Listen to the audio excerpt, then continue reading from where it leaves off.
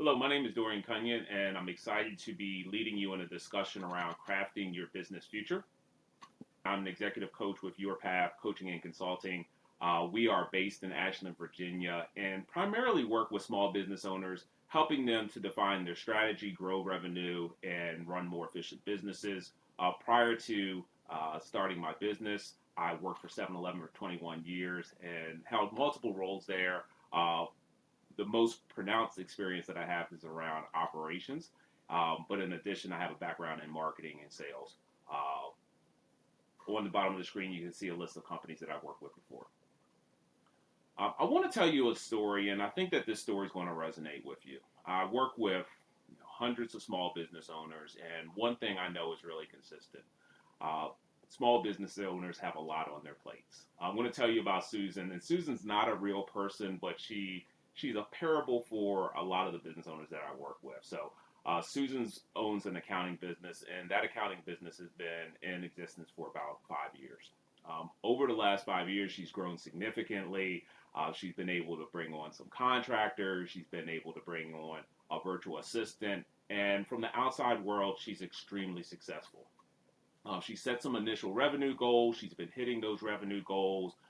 She's making enough money to take care of her home expenses, but the business is really starting to take a toll on her. What she knows is that she should be spending more time marketing, networking, attracting new business, but she just doesn't feel like she can find the time to break away from her business and do many of the things that she knows she needs to do.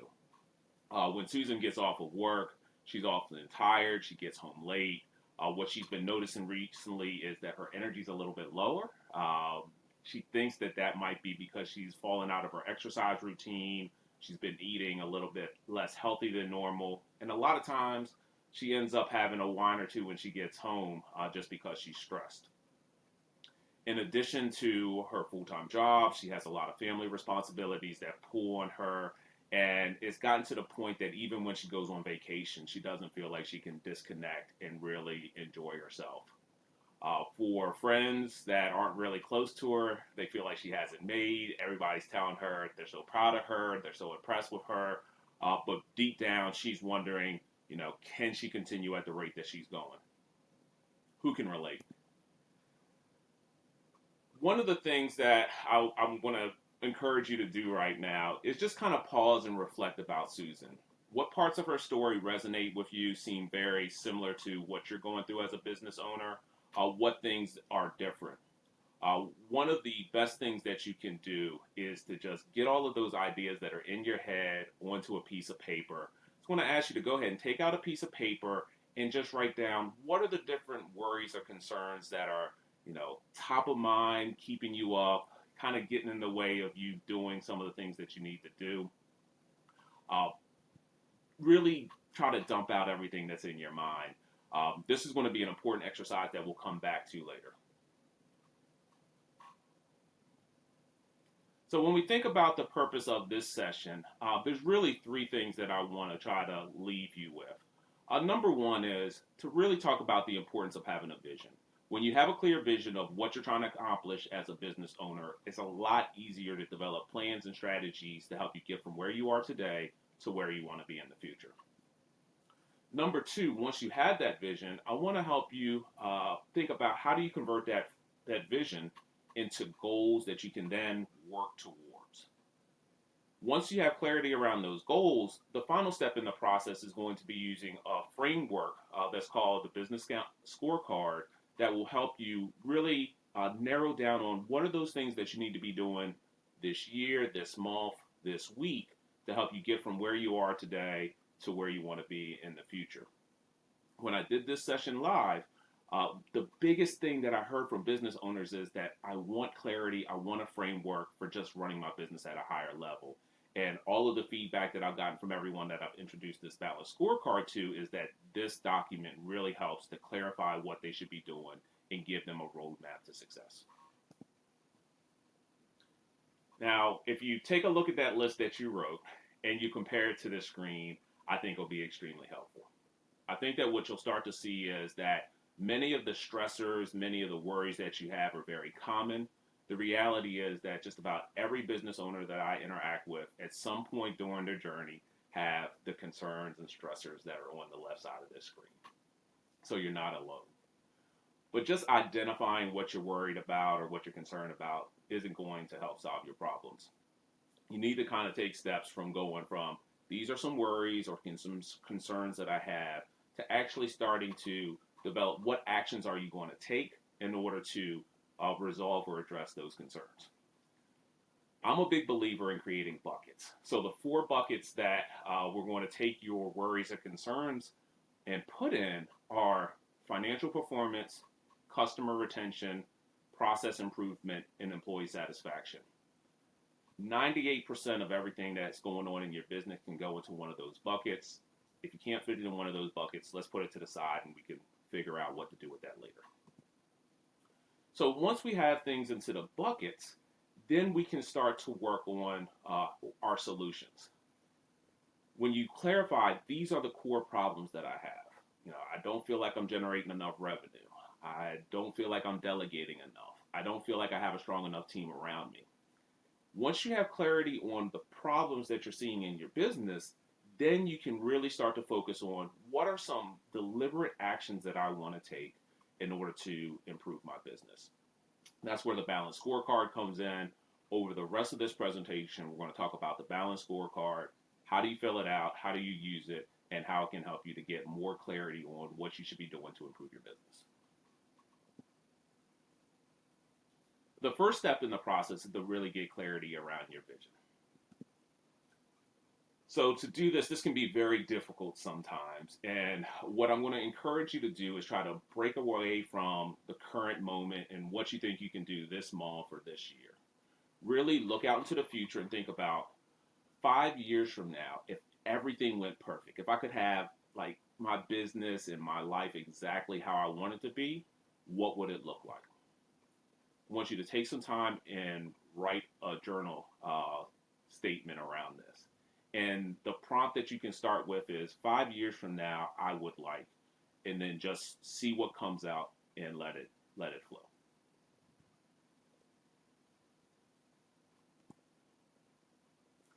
Now that you have a document that gives you a starting point for clarifying what your vision is for the future, I want you to start to think about what are those things that are holding you back from making that vision a reality. Oftentimes, when we think about change and what's preventing us from having the success that we want to have, we start to identify that sometimes it's our thinking that prevents us from achieving the change that we need to make in order to grow and to improve our situation. Once we overcome that hurdle of the stories that we're telling or the negative thoughts that we're having that are getting in the way, the next biggest challenge are our habits. The reality is that if you've been doing anything for more than 90 days, you have some patterns of behavior that are going to be hard to break. It's going to take some intentionality. It's going to take some persistence. So it's important to really think about what are some positive habits that you have now that you want to continue that are helping you achieve your goals. And then what are some habits that you want to change so that you can actually manifest these goals that you have on paper. As you think about habits and how do you change habits, one of the key things that can help is relationships. The reality is that if you surround yourself by people that have some of the habits that you want to have, they'll positively reinforce you, they'll give you tips, and help you to build those habits. If you have some people that have habits that don't align with what you want to do, they can also be a negative influence. And you really have to evaluate, do I want to demote some of the time that I'm spending with these individuals that have bad habits or have some routines that aren't helping me achieve my goal? Do I want to spend a little bit less time with them, spend time either more by myself or with other people, just so that I can be making the progress that I need to make? As you're considering your relationships and making sure that you have the right people around you, whether they're peers, mentors, coaches, consultants, employees, you need to start thinking about what your capabilities are. If there are current gaps in your business acumen, in your marketing skills, in anything, you want to really get clarity on, these are some skills or some experiences that I need to perform at a higher level. And then look within your relationships, within your network, within external education sources to figure out how do you expand your personal capability. In addition to expanding your personal capability, it's really important to look at your business. You have employees that you might be limited by their capabilities. By investing time either in attracting new employees or developing your current employees or anybody that's in the ecosystem of your business, you're going to be, improving your capabilities, improving your ability to make money or save cost or anything like that. So it's really important to have clarity around capabilities and the improvements that you want to make. So I'd like you to take a moment. You have your vision. Really, on that sheet of paper that you have, write down what are some thoughts you might need to change, what are some habits you might need to change, what are some relationships that you either need or need to move away from, and what are some capabilities that could really help you to grow. Now, as you have this information, it's time to go back to your vision. As you're working on your vision, it's an evolutionary process. The more you work with it, the more clarity you're going to get, the more that you're really going to be able to see what exactly it is that you want so that you can really start to develop the plan of, okay, I want to go from here and I want to get to there and this is what I need to do. As you're working on your vision, there's really 5 things that I'm going to encourage you to do. First of all, be ambitious. Part of the reason that we're setting a 5-year goal is that we want to stretch ourselves. The reality is that if I ask you what you think you could do next week, you're likely going to be conservative because nobody wants to fail. The more of a time horizon that you give yourself, the more ambitious you're going to be, the more time you're giving yourself for growth and to get resources. So, as much as possible, be ambitious in your long-term goals. Number 2, be very specific. If there's a certain amount of money that you want, if there's a certain amount of employees, if there's a certain type of business, be specific about it because the more specific that you can be, the easier it is for you to develop your plan for getting there. Inside that specificity, also try to be vivid. If there's very dense details where this vision is actually something that you feel like you could touch or see or smell or feel, it's going to help you with motivation. It's going to help you with having some more certainty. So as much as possible, really lean into defining what it is that you want within your business or within your life. Try to keep it concise. Many times when we start thinking about visions, we make more than what we remember. We make more than what we can communicate, and that can make it challenging. You want to make it easy for each day that you wake up to have an idea of this is what I want to accomplish. I can clearly communicate this to others, and others can easily help me because they really understand what I'm trying to accomplish. And then last but not least, we want to make sure that we're being unambiguous. The more concise, the more clarity that you can have around what you're looking to accomplish, the more you're just going to be able to attract the resources and the support and everything you need in order to achieve your goal. So, we've done a lot of talking, done a lot of thinking. New prompt. By 2029, we will accomplish, and write that down. By it being a we statement, you're including your entire team, everybody that's working with you, as you're sitting down with employees or contractors or even with customers, being able to say, this is what we are trying to accomplish, and being able to solicit partnership, commitment, and help is going to be essential to you achieving your goals. We can accomplish a lot of great things on our own, but we can accomplish more with others. And the first step to accomplishing more with others is really sharing our vision, soliciting partnership, soliciting support, and really getting buy-in on everybody moving in the same direction. Step 2 in the process is to define your financial metrics. And this really gets into taking that vision and starting to convert it to goals. As a business owner, regardless of what stage you're in, there are 2 numbers that you should have top of mind. The first number is how much money does my business need. And as you're thinking about business needs, you have all types of expenses, you have investments that you want to do in your business. You want to have clarity on what is the earning goal that I need for this business to work. Separately, we all have personal ambitions, we have home mortgages, we have student loan. There's all types of things that you have personally. Separate from your business earning goal, you need to have a personal goal. So here's an example of how you can develop your business goal. And what I really encourage people to do is to break it into chunks. The first chunk is your necessities. What are the keep the lights on things within your business that you have to have money for? For most businesses, it has to do with their mortgage or their rent. You know, where are you doing your business? How are you paying for the space that you're working out of? Number two is transportation. You're going to need to move back and forth to get things. So how are you paying for that? Whenever you have a space, there's utilities, there's internet, website. Define what those expenses are. If there's any loans that you had to take out to start your business, definitely want to make sure that you're paying your debtors. And then if you have employees, or even with taking care of yourself, you want to make sure you can cover your payroll expenses. Those are necessities. Those are non-negotiables. Define that number. Next, we want to think about investments. So investments are all about having resources that are going to help us drive profitability in the future. So when you think about investments, education, both you as an individual and those around you need continuously to be picking up skills, expanding capabilities. You need to think about how much money do I want to put towards that.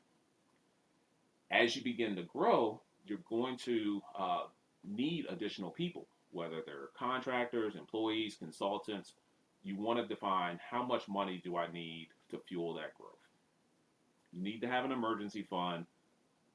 Bad things happen, and you don't want to be in a situation where you don't have any cash to handle bad situations. So you want to make sure that you're developing and have some goals around an emergency fund. There's constant evolution within the marketplace. The offering that you have today is perfect, but it might not be perfect 3 years from now. So you need to continuously be doing research, coming up with new products, new services, new ways of doing things. So there's a certain amount of money that you need to be dedicating to research. And then finally, marketing. Your business will not grow if you're not investing in marketing. That's an investment, so you need to define from an investment standpoint, how much money do you need to support future growth?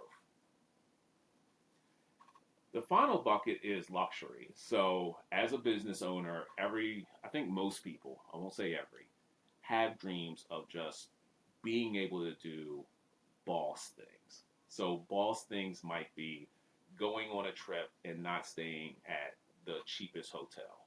It may be planning for retirement and being able to offer, retirement funds for your employees. It may be being able to donate to charities that you really care about.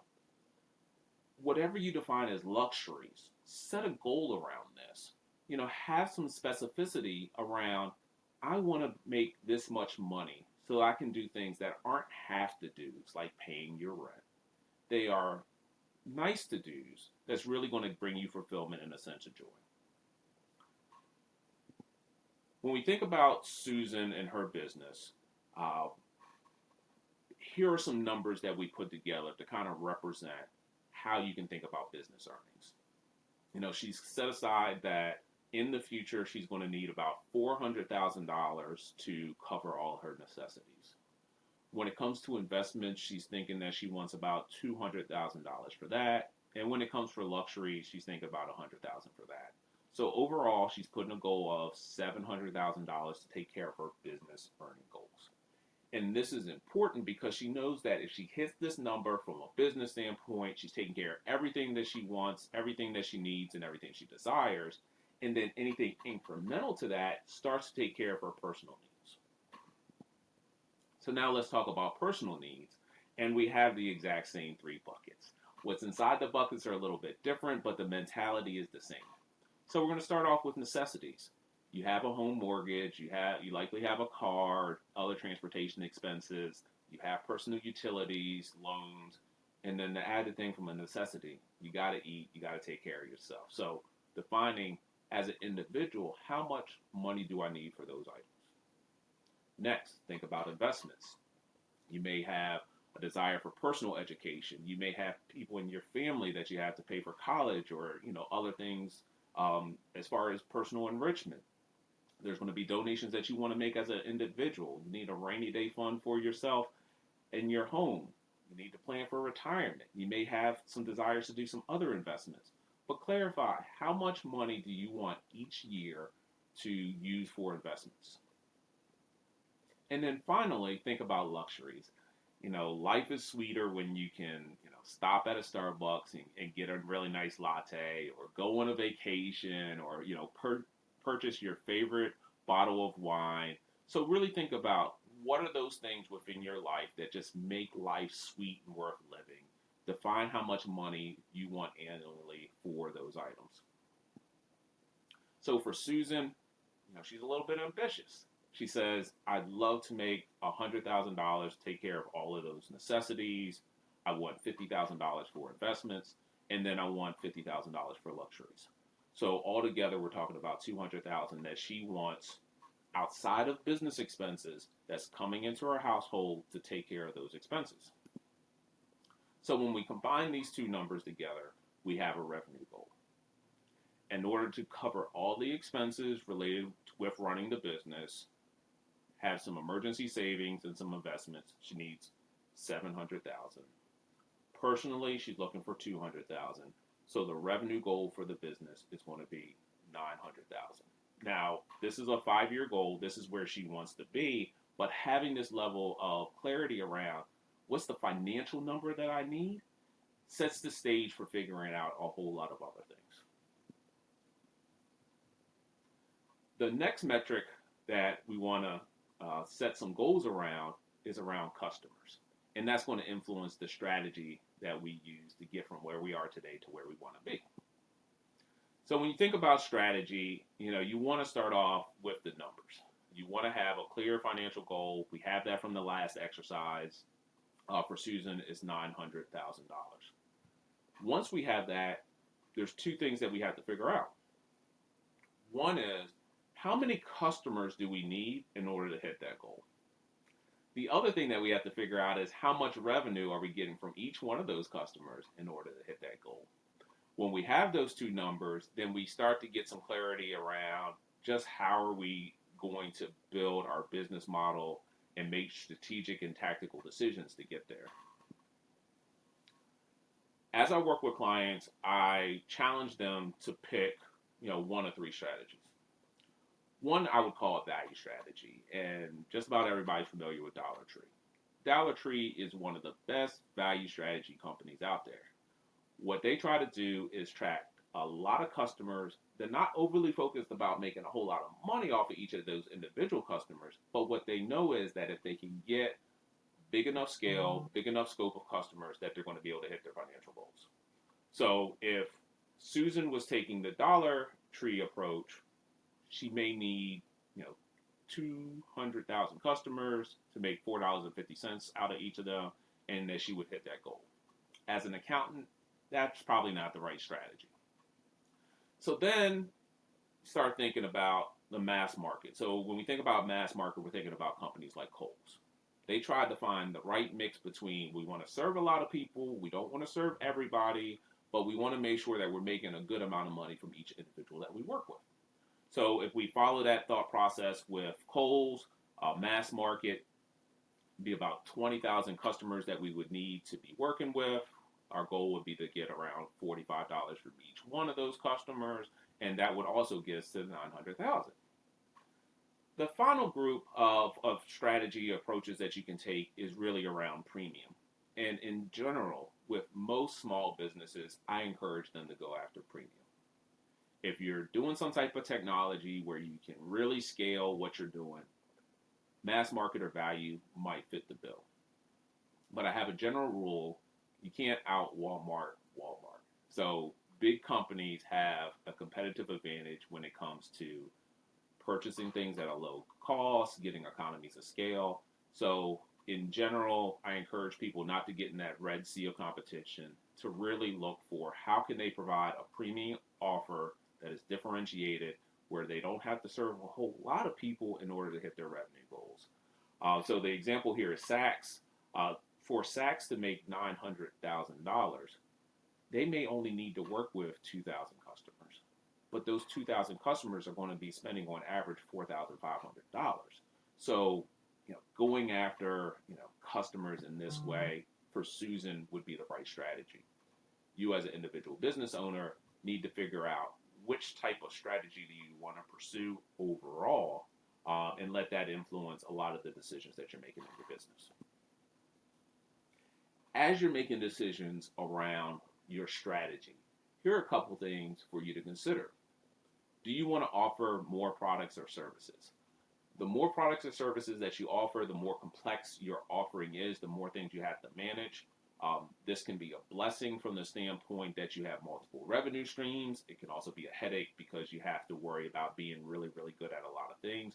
So the decision around more products or services is a key decision you have to make. Do you want to work with more customers? Yeah, you can make more money by attracting more customers, but it also means more work. Would you be better served charging more or getting your current customers to purchase from you more frequently? This is a decision that you have to make. I encourage you to kind of think through what you want there. One of the next key decisions you have to make as you start considering growth is, do you want to hire contractors or do you want to hire employees?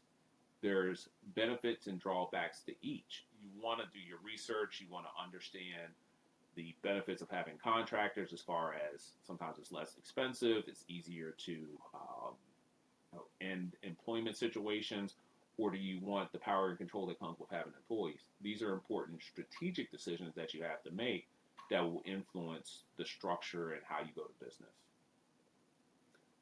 Another important thing for you to think about is, it's your software, the current software you're using, optimized to support the growth targets that you have. The reality is that all software is designed for specific customers. Some things work really well with small businesses, some work better with mid-size, some with larger. Even by industry, certain technology is better than others. So really assessing what are the needs that you have today, what needs will you have tomorrow, and do you need to change your software to improve your capabilities? When it comes to intellectual property, this is another area that when you develop your own intellectual property, you're creating more value, but it's also a lot of work. So is that something that you just want to buy things off the shelf and use? Or do you want to create your own material so that you can be more differentiated? It's a key decision to make in your strategy. As most companies grow, there becomes a thought, should we add an additional location? Will that allow us to grow and serve more people? So that's something to think about with this strategic planning. And then also, do you have any current vendors or other service providers that you'd be better served moving away from? These aren't all the decision points that you need to make, but these are important decision points that can help you kind of think about, this is what I'm doing today. This is what's working. In order for me to get to where I want to go, there's some changes I need to make. I can't change everything. What changes do I want to make first to make the progress I want to make? And that leads us into the conversation around processes and really taking a look at the systems that you have in place and asking the question, do I have everything that I need in order to attract and retain the customers that I need to hit my financial goals? So as we think about this, I really encourage you to start by looking at your customer funnel. The reality is that, there's a lot of people in the world. In order to hit your financial goals, you don't need to serve all of them, but you really need to specify who you want to serve and to walk them through the customer journey of becoming a customer. So the first step of that process is all around awareness. You need to have a plan around how are you going to make the right people aware of your business. Assessing what you're currently doing today to raise awareness, defining if that's enough, if there's anything that needs to be changed, is a key decision that you want to make as you're developing the strategy. As people move from awareness to interest, there's certain tactics and strategies that you're using today to move people along that journey. Assessing, am I doing the right things once people are aware of me to get them to be interested in buying my product or service is really important. After somebody has some interest, then it's consideration. And this is where we're getting beyond, yes, I have a problem that I think you can solve, to, you know, can you do this for an amount that I'm willing to pay? Can you do this as fast as I want it done? So consideration becomes a key point. As you're looking at your current customer funnel, one thing that I encourage people to pay attention to is what's the fall off rate. There's an example on this page on the side as far as for Susan's business, going from awareness to interest, there's about a 15% drop off. And then from interest to consideration, there's a 47%. Each action that you take to raise the percentage so that more people are making it through your funnel increases your potential for generating revenue. So it's really important for you to be analyzing both what are the current steps that I'm doing to lead people through this customer journey, and what are changes that I can make that's going to help more people make it through. Because at the end of the day, we have limited time, we have limited resources, and we want to be as efficient and as effective as possible. So as people are moving through this process, they go from consideration to decision. It's like, hey, I really like you, I know you, I think I want to do business with you. But if your business is like the businesses that I've worked with, even when you have a customer that knows you, likes you, is considering you, sometimes they get stuck and just don't take the action. So the next thing you want to think about is, how do you actually close? How do you get that customer that really seems like they want to work with you to actually make the purchase and go forward? The final part in this process is around loyalty. So once you've gotten a customer all the way through the process, they've made the purchase, you don't want to forget about the potential value that this customer can have for you long term. When you think about value, there's really two things that you're looking for. One is a referral. If you have a happy customer, it cuts down on some of the marketing expenses that you have to do because they're going to tell other people about you. Secondly, if you have the type of business where there's an opportunity for repeat customers, you definitely want to be in a situation where somebody has such a great experience they come back and buy from you again. So as you're thinking about the processes that are in your business, your website, your email campaigns, how you're delivering your services, how you're asking referrals, how you're getting feedback, each one of those things is an opportunity for you to have more customers, which means you're going to have more revenue, which means you're going to be closer to achieving your goals. So at this point in the process, I encourage you to really think about, what are the systems that I have in place? What are some processes or approaches that I want to change? And then go ahead and write some goals around that. The next one is people. So after you've taken the time to think about, I want to make this much money, I need this many customers, I need these processes in place. Unless you have a completely automated business, you're going to need people to execute the processes. As you start to think about your team, your capabilities, and what needs to change in order to hit your goals, the best place to start is with yourself. To really evaluate, what are the things that I do well? What are the things that only I can do? What are the things that I really should be paying other people to do? And that gives you a great starting point for deciding, what team do you need around you in order to be successful. As you start thinking about the team that you need around you, you want to start off by just talking to people, connecting with other people, finding out what's their strengths, how much do you need to pay them to work with you or for you, and what value they're going to potentially add to your business. As you're having these conversations, what you really want to be clear about is communicating your vision. You want people in your team that are going to be able to share your vision and help you achieve it. If people don't understand your vision, if they don't get it, they're not going to be able to help you bring it to life. So as you're bringing on contractors, as you're talking to vendors, as you're even working with customers, you really want to make sure that they have a clear understanding of who you are, what you're trying to build, and making sure that there's alignment there. As you're having that conversation, it's important for you to understand, what is this individual trying to accomplish? The more you can create mutually beneficial relationships, you're creating a win-win.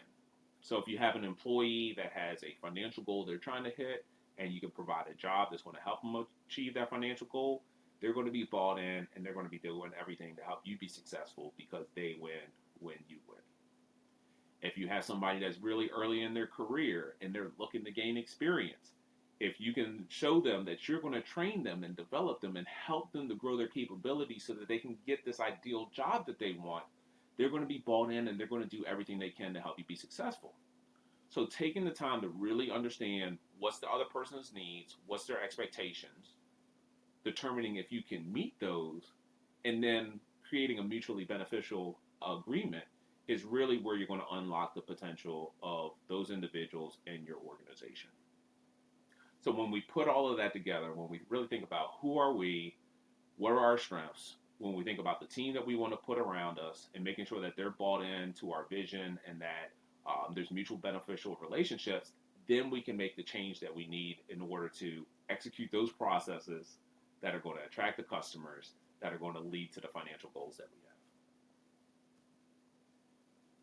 The final step is putting all of this together. So we've walked through, you really have all the information that you need in order to have a cohesive plan. But without putting it on paper, without having a routine of reviewing it and adjusting it, there's a likelihood that your progress is going to be slower than what it could be. So I'm going to walk through an example of Susan's business scorecard. So the vision statement that Susan has developed is that by 2029, I would like to have a team of 3 CPAs, 6 bookkeepers, and I want to have 16 large clients. In addition to those 16 large clients, I want to have 30 small clients. So as she kind of thinks about it, she's like, if I can get 46 clients, I want to be able to hit my financial goals. Now, inside of that, she talked about it earlier. She has her personal income goal of wanting to make $200,000. She has her savings goal for her business of wanting to save $50,000 so that she can eventually buy an office. But this is something clear. This is something that she can communicate, and it's a whole lot easier to build a plan once you have this specificity. So now we get into how does she bring this to life? Well, the first thing is she just rounds up and says, I need $1 million in revenue. So need to sit there and go after having $1 million. When she thinks about the net profit, for each dollar that comes into the business, she needs to make 5 cents. And if she can do that, then she's going to end up hitting the financial target that she has. And then finally, from a labor standpoint, labor is her biggest expense. As she's making hiring decisions, her labor expenses can't be over 60% of her revenue. So these are some really good guiding principles that as she's making decisions around, marketing, around hiring people, around networking, she can have in mind, I need 16 large clients. I'm going to allocate this amount of time so I can get those clients. I need this many employees to take care of these clients. So starting off with these financial goals gives her some clarity after doing some math to really figure out what she needs. So now we start going into the customer standpoint. So from a bookkeeping is a major revenue generator for the business. She sets a financial goal. I need $1,500 on average from customers. There may be some that pay $1,000, there may be some that pay $2,000, but on average, I need this number. They offer fractional CFO work. She says, I need $3,000 from each month around that service. And then she really wants to win off referrals. She doesn't want to have to spend a whole lot of money attracting new customers, paying for Google ads, doing all types of stuff. She says, really want 50% of our customers to come from referrals. So that's going to influence some process changes because today she doesn't have a referral program. But because she set the goal of, I have current customers, I want them to refer other people, that can lead into some processes that she wants to establish around referrals. So that kind of leads us to the next block, which is processes. So the number one thing is that referral program. Want to get that up and running, want to figure out what that looks like. That can guide her to do some research and just understand what is currently best in class around referral programs and how does she bring that to life within her organization. Next, as she starts to think about the growing complexity, she's going to be adding a lot of employees. There's just going to be a lot more complexity. She needs a project management system so everybody knows what they're supposed to do, so that there's good accountability. So that's going to be another thing that she's going to be looking to upgrade. And then the final thing is the website. She knows that, in order to attract these big customers that she wants, she's going to have to adequately communicate what are the services that she has, provide some case studies of how she's helped people in the past, but she just knows that her website needs to be at a higher level. So that would be the third really key initiative that she wants to work on from a process standpoint. So as she considers what does she really need to bring those processes to life, she starts looking at her current team. And what she identifies is that she really needs an employee development program. She has some contractors that work with her now. She'd like to bring them on the team, but she also needs to build their capabilities so that they can do some of this fractional CFO work that she's aspiring to do. So she needs to dedicate some time and some money towards that. She wants to elevate the level of consultation that everybody's doing. She knows that in order to really attract the big companies to really make an impact, they have to move beyond transactional interactions. They need to be more consultative. So she really wants to make sure that first she trains herself, but then she cascades that to her team. And then finally, she really believes that she has to take a look at her compensation package. If you're going to attract the best talent, if you're going to retain the best talent, as you're investing in people's development, you have to make sure that you're rewarding them and incentivizing them for the added value that they're bringing to the organization. So she's identified that it's really important to develop a people plan.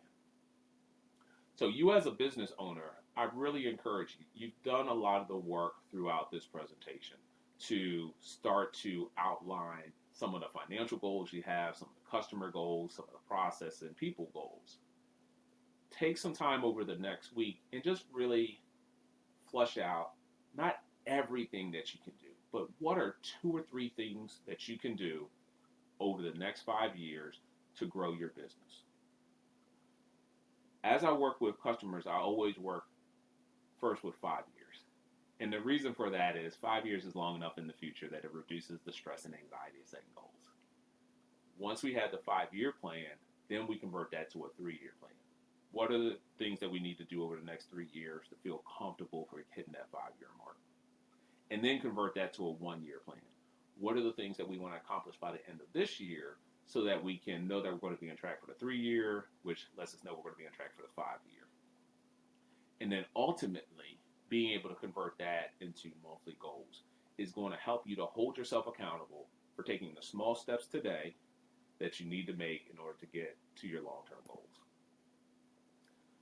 I would love the opportunity to answer any questions. If this was live, we would just have that interaction now, but I realize that this is a recording. If you do have some questions coming out of completing this presentation, there's a QR code on the screen. It has access to my website, my LinkedIn. Reach out to me. I'd love to answer any questions that you have. If there's a bigger need that you have for setting up a meeting or going in more depth around any of these items, I would love the opportunity to learn more about your business and partner with you. I really appreciate you taking the time to complete this training and hope you have a great day.